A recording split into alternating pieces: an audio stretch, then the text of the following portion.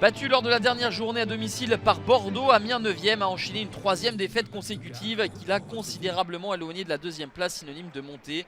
Désormais les hommes de Philippe Insberger vont tenter de se reprendre face à Pau, 16e, 4 points devant la zone de relégation.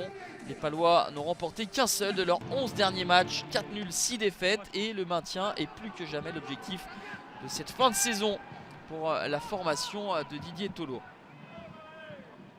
Amiens met le pied sur le ballon en début de rencontre, trouve des espaces et de la verticalité.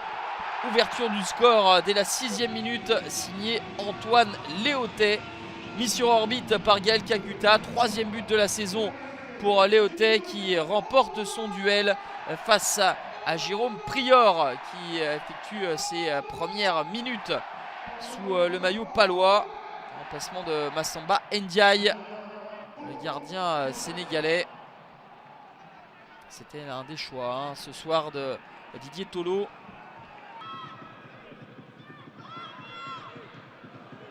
Pau va essayer de réagir. Cette frappe lointaine est trop axiale, sans problème pour un gardien de la trempe de Régis Gürtner.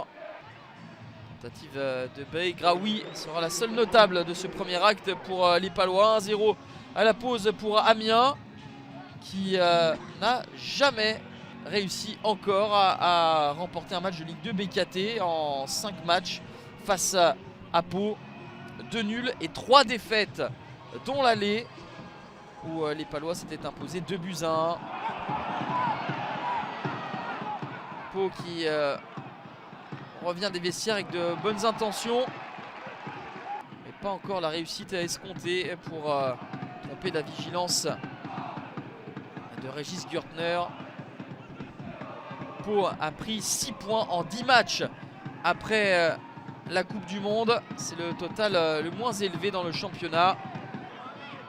Didier Tolo aimerait que ses hommes grappillent au moins un point ici au stade de la Licorne, surtout en prévision du calendrier ardu qui s'annonce avec 2 concurrents à venir, Niort et Dijon, puis 3 équipes de haut tableau, Le Havre, Metz et Sochaux. Mais le score ne bougera plus.